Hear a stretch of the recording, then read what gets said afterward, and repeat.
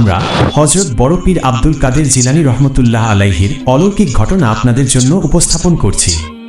বাগদাদে একজন নারী বাস করতেন। তিনি ছিলেন বিধবা। কিছুদিন পূর্বেই তার স্বামী ইন্তেকাল করেছিল। এই বিধবা নারীর একজন পুত্র ছিল যে অসুস্থ হয়ে গিয়েছিল। এই নারী তার ছেলের চিকিৎসার জন্য অনেক বড় বড় চিকিৎসকের নিকট গিয়েছেন, কিন্তু তাতে কিছুই হয়নি। এতে করে তিনি খুব পেরেশান অবস্থার মধ্যে পড়ে যান, কারণ তার ছেলের অবস্থা দিন দিন খারাপ থেকে খারাপ হচ্ছিল। বিধবা নারীর দুনিয়ায় তার এই ছেলেটি ছাড়া আর কেউই ছিল না। এক পর্যায়ে তার প্রতিবেশী তাকে পরামর্শ দিল, তুমি তোমার ছেলেকে নিয়ে বাগদাদ শরীফে হুজুরের কাছে যাও, আশা করি তার দোয়াতে তোমার ছেলে সুস্থ হয়ে যাবে।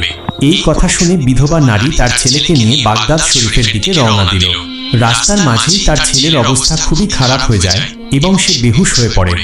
তখন এক ব্যক্তি সেই বিধবা নারীকে জিজ্ঞেস করল, আপনি কোথায় যাচ্ছেন?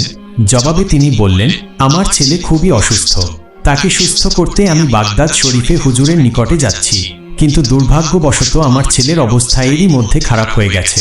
তখন সেই লোকটি বলল, আপনি কোনো অবস্থাতেই সাহস হারাবেন না, আপনি আপনার ছেলেকে নিয়ে বাগদাদের হুজুরের নিকটে চলে যান, কোনো না কোনো সমাধান হবেই, আর আপনি খুশি মনে আপনার বাড়ি ফিরে আসতে পারবেন। কারণ বাগদাদের হুজুর মহান আল্লাহ তাআলার একজন নেক বান্দা, তার দোয়ার ওসিলায় অনেক মানুষই প্রাণ ফিরে পেয়েছে। তারপর সেই বিধবা নারী তার ছেলেকে নিয়ে বাগদাদে পৌঁছায়। বাগদাদে পৌঁছানোর পর সেই বিধবা নারী ছেলেকে নিয়ে হুজুরের দরবারে হাজির হয়। ছেলেকে দেখে হুজুর বললেন, হে মহান আল্লাহর বান্দি, এখন তোমার ছেলের জন্য আর কিছুই করার নেই, কারণ তোমার ছেলেকে মহান আল্লাহ তাআলা তার নিজের মর্জিতে তার কাছে নিয়ে গিয়েছেন। এখন তুমি শুধু আল্লাহর উপর ভরসা করে থাকো এবং এই সিদ্ধান্ত মেনে নাও। কিন্তু এই কথা সেই বিধবা নারী কোনো মতেই মেনে নিতে পারছিলেন না। সে চিৎকার করে কাঁদতে লাগলো। সেই সময় সেখানে খুব সুন্দর একটি বাচ্চা আসে। সে এসে বিধবা নারীকে জিজ্ঞেস করে, তুমি কাঁদছো কেন? সেই সুন্দর বাচ্চাটিকে দেখে নারীটি বলতে থাকে, তোমাকে আর কি বলবো, তুমি তো ছোট্ট একটি বাচ্চা। এরপরেও সেই বিধবা নারী তার সামনে উপস্থিত থাকা সেই ছোট্ট বাচ্চাটিকে তার সমস্ত ঘটনা খুলে বলে। সেই নারী বলতে থাকে কিভাবে তার ছেলে অসুস্থ হলো এবং কেন সে তার ছেলেকে নিয়ে এই বাগদাদে এসেছে, কিন্তু এখানে পৌঁছানোর পূর্বে তার ছেলে রাস্তায় জ্ঞান হারিয়েছে এবং এই অসুস্থতায় তার ছেলের মৃত্যু ঘটেছে। একথা বলে বিধবা নারীটি আবার কান্না শুরু করে দিল এবং একে ছাড়া কি নিয়ে বাঁচব। এই কথা শুনে সেই ছোট্ট বাচ্চাটি বলে উঠল, মা, আপনার ছেলে তো মারা যায়নি, সে এখনো জীবিত রয়েছে, দেখুন সে সত্যিই জীবিত। বাচ্চাটির কথা শুনে বিধবা মহিলাটি আবার তার ছেলের দিকে ভালো করে তাকালেন এবং সে তাকিয়ে দেখতে পেল তার ছেলের শ্বাস চলছে এবং তার ছেলে ধীরে ধীরে হাত পা নাড়াচ্ছিল। তখনই সেই বিধবা নারী অবাক হয়ে সুন্দর বাচ্চাটিকে জিজ্ঞেস করল, আমার মৃত পুত্র কিভাবে জীবিত হলো? কারণ সে তো আমার সামনে প্রাণ ত্যাগ করেছিল, এটা কিভাবে সম্ভব? নাকি আমার পুত্র শুধুমাত্র অসুখের কারণে বেহুশ অবস্থায় ছিল? তখন সুন্দর বাচ্চাটি জবাব দিল, মহান আল্লাহর হুকুমে আপনার পুত্র আবার জীবিত হয়েছে। আপনার ছেলে অসুখের কারণে বেহুশ হয়নি, বরং সে এই দুনিয়া থেকে বিদায় নিয়েছিল। আপনার কষ্ট আমার আর সহ্য হয়নি, তাই আমি আল্লাহর কাছে দোয়া করেছি, বলেছি, আল্লাহ, আপনি এই দুঃখিনী মায়ের কষ্টকে লাঘব করে দিন এবং আপনি তার কলিজাকে ঠান্ডা করে দিন। এই বিধবা নারী তার পুত্রের মৃত্যুকে কোনোভাবেই মানতে পারছেন না। আপনি তাকে খুশি করে দিন। আপনি সবকিছু করতে পারেন, আপনার জন্য কোনো কিছুই অসম্ভব নয়। আপনি চাইলে সব হতে পারে, আর আপনি তো সকল ক্ষমতার মালিক। আপনি চাইলে তার সমস্ত শক্তি ফিরিয়ে দিতে পারবেন। আপনি এই ছেলেকে পুনরায় হায়াত দিন। আমি এভাবেই মহান আল্লাহর কাছে দোয়া করেছি এবং মহান আল্লাহ তাআলা আমার দোয়া কবুল করেছেন। এখন আপনার পুত্র আপনার নিকট সহি সালামত অবস্থায় রয়েছে। তখন সেই বিধবা নারী সেই বাচ্চাটিকে জিজ্ঞেস করলেন, আমি সবই মানছি, কিন্তু তুমি কে? তোমার পরিচয় কি? সেই বাচ্চা তার পরিচয় দেওয়ার পূর্বেই সেখানে বাগদাদ শরীফের হুজুর আসেন। সেই মহিলার ছেলেকে পুনরায় জীবিত দেখে হুজুর বুঝতে পারলেন সেখানে কি ঘটেছে। তখন হুজুর বাচ্চাটিকে বললেন, তুমি এখনো তকদিরের ব্যাপারটা পুরোপুরি বুঝতে পারোনি। আমি জানি তোমার দোয়ার উসিলায় সেই মহান আল্লাহ তাআলা এই বিধবা নারীর পুত্রকে পুনরায় হায়াত দিয়েছেন। আমার প্রশ্ন, তুমি এমনটা কেন করলে? মানুষ তো এই কথাকে কোনোভাবেই মানবে না। এটা বলেই হুজুর একটি বেদ নিয়ে আসলেন। বেদ দেখে বাচ্চাটি দৌড় দিল। হুজুরও ওই বাচ্চার পেছনে দৌড়াতে শুরু করলেন। আসলে বেদ দিয়ে প্রহার করার উদ্দেশ্য ওই হুজুরের ছিল না, তিনি শুধুমাত্র ভয় দেখানোর জন্যই এমনটা করেছিলেন। এমন অবস্থায় বাচ্চাটি হুজুরের ভয়ে প্রাণপণে ছুটছিল। তখন সামনে একটি কবরস্থান ছিল, যেখানে কবরস্থান ছিল, যেখানে অসংখ্য কবর ছিল। আর সেই বাচ্চাটি কবরস্থানের পাশ দিয়ে ছুটতে ছুটতে বলতে থাকে, হে কবরবাসী, এই হুজুরের হাত থেকে আমাকে বাঁচাও। আর সেখানেই ঘটে একটি অদ্ভুত ঘটনা। ছোট্ট বাচ্চার কথায় কবরস্থানের সমস্ত কবর থেকে মুর্দারা উঠে আসতে শুরু করলো এবং তারা সেই ছোট্ট শিশুটির সামনে ঢালের মতো দাঁড়িয়ে গেল। এই দৃশ্য দেখে হুজুর সেই বাচ্চাটিকে বললেন, আমি জানি তুমি আসলে কে। আমি তোমার ক্ষমতার সাথে পেরে উঠব না। আমি শুধু বলেছিলাম তুমি এত ছোট বয়সে তোমার ক্ষমতা দেখিও না, কারণ লোকেরা তোমার এই সমস্ত বিষয় বিশ্বাস করবে না এবং পরবর্তীতে তোমার উপরে আঙুল তুলে কথা বলবে, তোমাকে দোষারোপ করবে। তখনই বাচ্চাটি বলে উঠল, হুজুর, আমি তো ইচ্ছে করে করিনি। সেই মা কিভাবে কান্না করছিল, আর সেই মাকে কান্নার অবস্থায় দেখে আমি সহ্য করতে পারিনি। এই মা কিভাবে তার সন্তানের মৃত্যু সহ্য করবে? সে কিভাবে একা একা তার সন্তানকে দাফন করবে? এই মা কিভাবে তার সন্তানকে ছাড়া থাকবে? এই কথাগুলো আমার একদমই সহ্য হচ্ছিল না। আমি আল্লাহর কাছে দোয়া করেছি আর বলেছি, মহান আল্লাহ তাআলা, এই ছেলেটির তকদিরে যদি শেফা লেখা থাকে তাহলে তাকে শেফা দিন। আর যদি মৃত থেকে জীবিত করা সম্ভব হয় তবে আপনি আমার দোয়া কবুল করে নিন, তাকে হায়াত দিন, কারণ আপনার দরবারে সমস্ত অসম্ভব জিনিস সম্ভব করা যায়। বান্দারা তো অক্ষম, কিন্তু আপনি তো সবই পারেন। মহান আল্লাহ তাআলা আমার দোয়া কবুল করেছেন। এই ছেলেটি পুনরায় জীবিত হয়ে গিয়েছে। এখন আপনি বলুন, আমি এখানে কি ভুল করেছি? আসলে সেই হুজুরটি ছিলেন এই বাচ্চাটির নানা, এবং সেই সুন্দর বাচ্চাটি ছিলেন ইমামুল আউলিয়া গাউসুল আজম বড় পীর আব্দুল কাদের জিলানী রহমতুল্লাহ আলাইহি। তার ঈমান এতই উঁচু ছিল যে তার কথা শুধু মানুষ নয়, বরং জিনেরাও মেনে চলত। আর একটি সাপও তাকে প্রতিদিন অনুসরণ করত এবং তার কথা দূর থেকে বসে শুনত। আসলে এই সাপটি ছিল একটি দুষ্ট জিন, যে কিনা সাপের রূপ ধরে বড় পীর হযরত আব্দুল কাদের জিলানী রহমতুল্লাহ আলাইহিকে বিপদে ফেলতে চায়। কিন্তু অনেক দিন ধরে পরিকল্পনা করার পরেও সে বড় কোনো ক্ষতি করতে পারছিল না। তার সাহস হতো না বড় পীরের উপর হামলা করবার। সাপরূপী দুষ্ট জিনটি যখনই আসত তখনই সে দেখত সেখানে অনেক মানুষের সমাগম রয়েছে। তাদের মধ্যে কেউ কেউ বড় পীরের কথা শুনে কান্নাকাটি করত, কিন্তু সাপটির দৃঢ় সংকল্প ছিল সে বড় পীরকে তার নেক আমল থেকে যে করেই হোক সরিয়ে ফেলবে এবং বড় পীর আব্দুল কাদের জিলানীকে গোমরাহে পতিত করবে। সেই পরিকল্পনা মাফিক দুষ্ট জিনটি সাপের রূপ ধরে বড় পীরের দরবারে এসে চুপচাপ বসে থাকত, যাতে বড় পীর আব্দুল কাদের জিলানীকে তার ঈমানের পথ থেকে সরিয়ে দেয়া যায়। সাপরূপী জিনটি সবসময় বড় পীরের আশেপাশে অবস্থান করত, কিন্তু অনেক চেষ্টার পরেও সে কোনোভাবেই সফল হতে পারছিল না। অতঃপর একদিন সাপরূপী জিনটি শয়তানের সাহায্য চাইতে গেল এবং সে শয়তানকে বলল, আমি আল্লাহর ওলি বড় পীর আব্দুল কাদের জিলানীকে পাপের মধ্যে ডুবিয়ে দিতে চাই। লোকেরা তার জন্য পাগল হয়ে আছে, তার বয়ান শোনার জন্য পাগল হয়ে থাকে, তাকে খুবই সম্মান করে। এই ব্যাপারগুলি আমার একদমই ভালো লাগে না। হে শয়তান, তুমি আমাকে শক্তি দাও যাতে আমি তার পথের কাঁটা হয়ে দাঁড়াতে পারি, আর সে যেন কাউকে ঈমানের পথে আনতে না পারে, কালেমা না পড়াতে পারে। এভাবেই সে একদিন শয়তানের কাছ থেকে শক্তি নেয়। গাউসুল আজম একদিন তার মাদ্রাসার ছাত্রদেরকে তালিম দিচ্ছিলেন। সেখানে অনেক বড় বড় আলেমদের উপস্থিতি ছিল। এখানে সবাই অনেক মনোযোগ দিয়ে আদবের সঙ্গে তার বয়ান শুনছিল। তিনি এমনভাবে বয়ান করছিলেন যে কারোর হুঁশ ছিল না। আচমকা একটি সাপ সেই দালানের ছাদ থেকে তাদের মাঝে এসে পড়ে। তখন সকলের মাঝে মুহূর্তেই আতঙ্ক ছড়িয়ে পড়ল। আকার আয়তনে সাপটি ছিল অনেক বড়। সাপটি বড় পীর আব্দুল কাদের জিলানীর উপর হামলা করে। লোকেরা ভয়ে সেখান থেকে পালাতে থাকে, কিন্তু কিছু কিছু মানুষ যারা বড় পীরকে ভালোবাসত তারা বড় পীরের চিন্তায় পেরেশান হয়ে ওঠে। কিন্তু বড় পীর আব্দুল কাদের জিলানী তার জায়গা থেকে একটুও নড়লেন না। তার চেহারায় কোনো ভয় বা আতঙ্কের ছাপ ছিল না, বরং তিনি নিশ্চিন্তে বসেছিলেন। তিনি কখনোই তার বয়ান থামাননি। সাপটি ধীরে ধীরে তার পায়ের উপরে উঠে বসে এবং তার শরীর মোবারক পেঁচিয়ে ধরে, কিন্তু এতে বড় পীর বিন্দুমাত্র বিচলিত হলেন না এবং তিনি তার বয়ানও থামালেন না, যেন তার মাঝে এই সাপটি নিয়ে কোনো চিন্তাই নেই। এবার সাপটি বড় পীরকে ছেড়ে দিয়ে তার সামনে এসে দাঁড়ায় এবং বড় পীরের সঙ্গে কথা বলতে শুরু করে। আর সাপটি এমনভাবে দাঁড়িয়েছিল যেন কোনো শত্রুকে বহুদিন পরে তার কবজায় পেয়েছে। সাপটি কিছুক্ষণ বড় পীরের সঙ্গে কথা বলে সেখান থেকে চলে যায়। লোকেরা অবাক হয়ে এই অদ্ভুত দৃশ্য দেখতে থাকে। লোকেরা ভেবেছিল এই সাপটি হয়তো বড় পীরের ক্ষতি করবে, কিন্তু এমন কিছুই ঘটল না।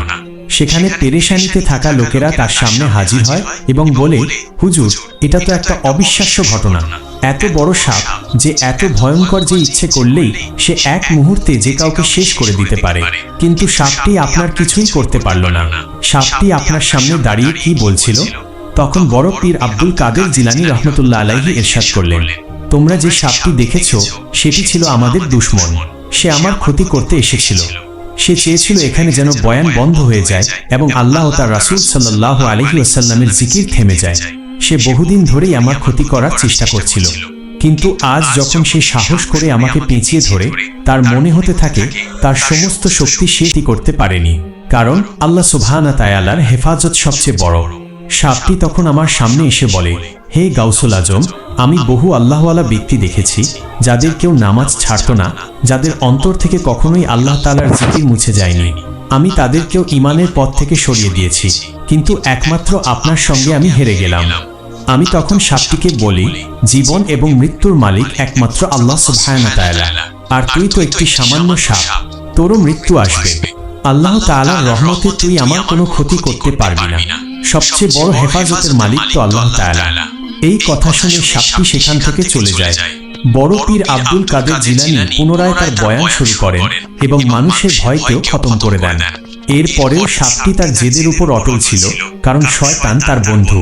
সে মনে মনে ভাবতে থাকে, এই পীর এতগুলো লোকের সামনে বয়ান করছিল আর আমি তার কিছুই করতে পারলাম না, কিন্তু পরের বার আমি ভয় পেয়ে আর ফেরত আসবো না। আমি এই পীরকে তার ঈমান থেকে সরিয়ে ছাড়বই। আসলে সাপরূপী জিনটি জানত না ইনি কোনো সাধারণ পীর নন। ইনি হলেন পীরদের পীর, পীরানে দস্তাগীর বড় পীর আব্দুল কাদের জিলানী রহমতুল্লাহ বড় পীর আব্দুল কাদের জিলানী রহমতুল্লাহ আলাইহি। সাপটি অপেক্ষা করতে থাকে কোনো একদিন পীরকে একা পেলে ক্ষতি করবে এবং ইসলাম থেকে সরিয়ে আনবে। একদিন এই সাপটি তার সুযোগ পেয়ে যায়। বড় পীর আব্দুল কাদের জিলানী একটি মসজিদে নামাজ আদায় করছিলেন এবং আল্লাহ তাআলার দরবারে একের পর এক সিজদা করে যাচ্ছিলেন। এমন সময় সাপরূপী ওই পাপিষ্ঠ জিনটি আবার হাজির হয়, ঠিক বড় পীরের নামাজের সিজদার জায়গায় মুখ খুলে বসে থাকে। তখন সাপটি খুব অহংকারের সাথে চিন্তা করছিল, এই পীর এখন কি করবে? যদি কোনো সাধারণ মানুষ হতো তবে সে নামাজ ছেড়ে পালিয়ে যেত, কিন্তু বড় পীর আব্দুল কাদের জিলানী একমাত্র আল্লাহ তাআলা ব্যতীত আর কাউকেই ভয় পেতেন না। তিনি দাঁড়িয়ে সূরা পাঠ করে যাচ্ছিলেন। তার চেহারা মোবারকে কোনো ভয়ের ছাপ ছিল না। যখন তিনি সিজদায় যেতে লাগলেন, তখন সিজদার জায়গা থেকে সাপটিকে এমনভাবে সরিয়ে দিলেন যেন তা কোনো ক্ষতিকর প্রাণী নয়, বরং একটি সাধারণ পোকা যার কোনো বড় ক্ষতি করার শক্তি নেই। কিন্তু সাপটি পিছু হটল না। সে বড় পীরের ঘাড় জড়িয়ে ধরল, কিন্তু এবারেও বড় পীর নির্বিঘ্ন মনে নামাজ পড়তে লাগলেন। এরপর সাপটি বড় পীরের কুর্তির ভেতরে ঢুকে যায়। সেটা এক পাশ দিয়ে ঢুকে অন্য পাশ দিয়ে বেরিয়ে আসে। সাপটি সর্বাত্মক চেষ্টা করতে থাকে বড় পীরের নামাজ নষ্ট করতে। কোনো না কোনো সময় তো তার নামাজের মনোযোগ নষ্ট হবেই, তার নামাজ ছুটেই যাবে। কিন্তু বড় পীর আব্দুল কাদের জিলানীর নামাজ তো নষ্ট হলোই না, বরং তিনি সম্পূর্ণ নামাজ আদায় করে সালাম ফিরিয়ে তবেই উঠলেন। বড় পীরের সালাম ফেরানোর পর সাপটি কিছু না বলে সেখান থেকে গায়েব হয়ে যায়। পরের দিন বড় পীর আব্দুল কাদের জিলানী সেই মসজিদে আবার নামাজ আদায় করতে আসেন। যখন তিনি মসজিদে প্রবেশ করেন, তখন সেখানে তিনি অনেক বড় বড় চোখের একজনকে দেখতে পান।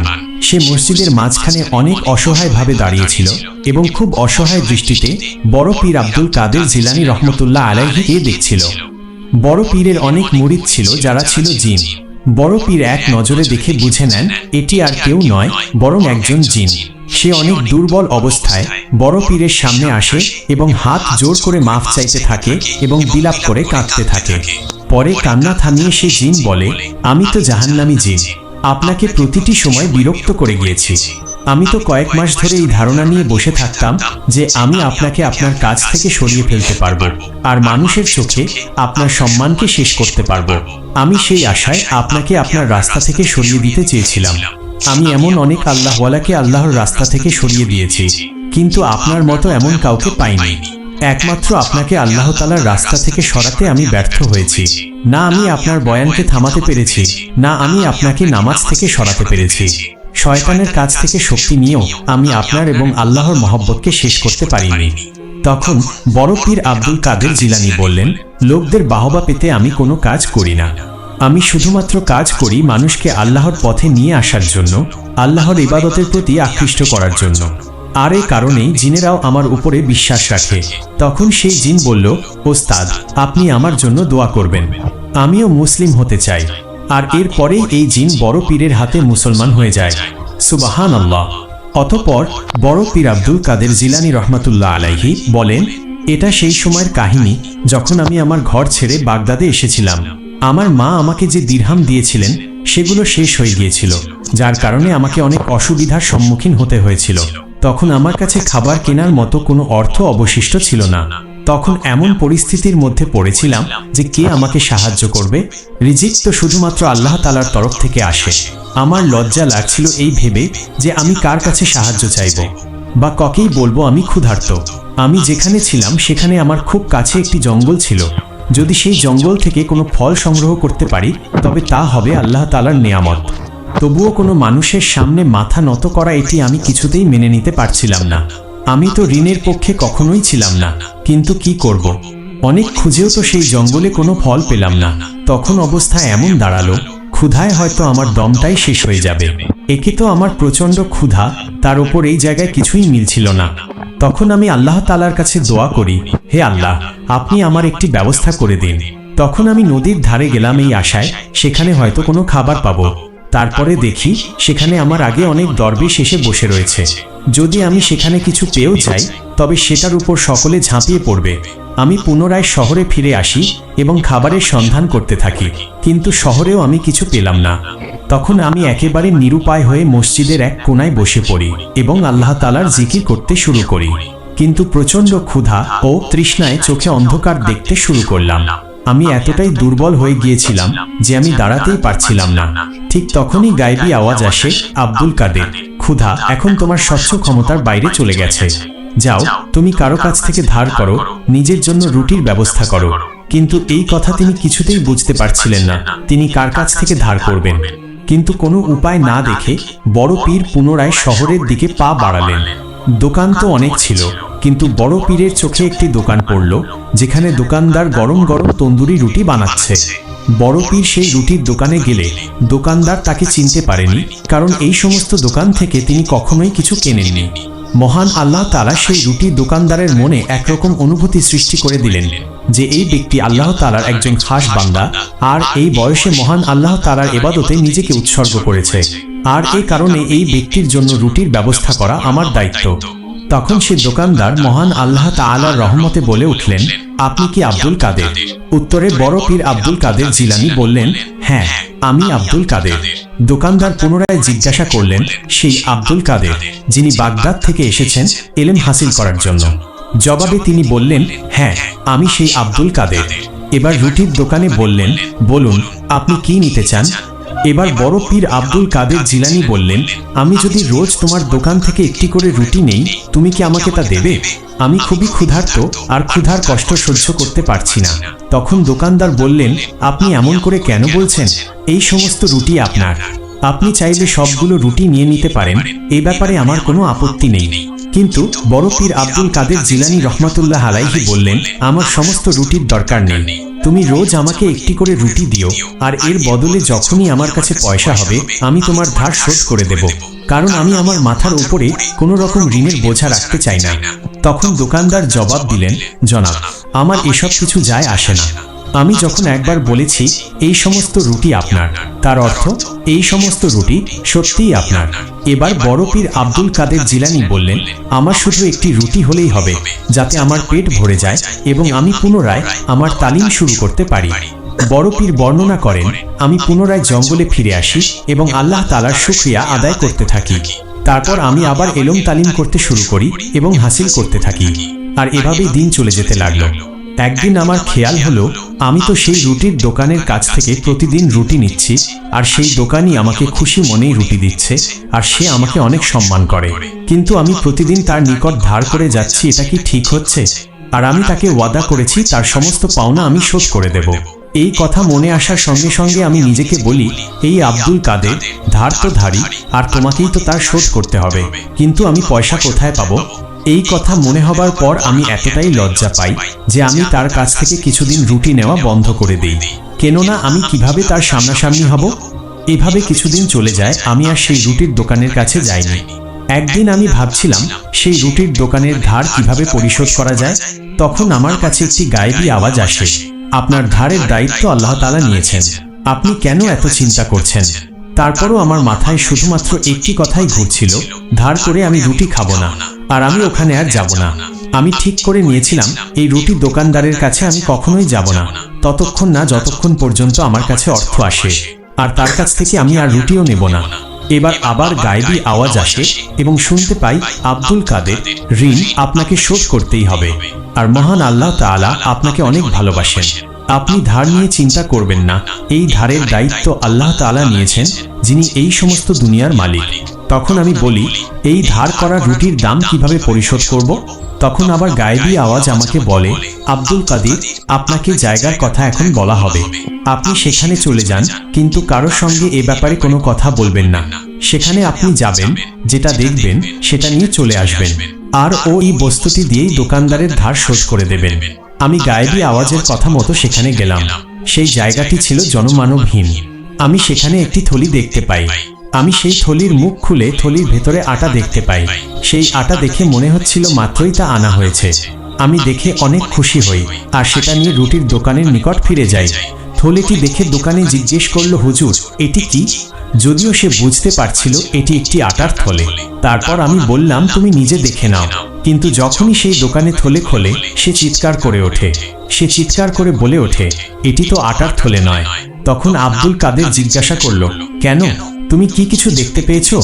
তখন দোকানি বলল, এর ভেতরে তো স্বর্ণ রয়েছে, আপনি তো আমার কাছ থেকে খুব বেশি রুটি নেননি, তা তো অর্থ দিয়ে পরিশোধ করে দিলেই হতো, আপনি কেন আমাকে স্বর্ণের থলে দিলেন? তখন আব্দুল কাদের জিলানী রহমতুল্লাহ আলাইহি বললেন, আপনার রিজিকের দায়িত্ব নিয়েছেন স্বয়ং আল্লাহ তাআলা, তিনি নিজেই খুশি হয়ে আপনাকে এই থলিটি দিয়েছেন। আজকের জন্য এই পর্যন্ত।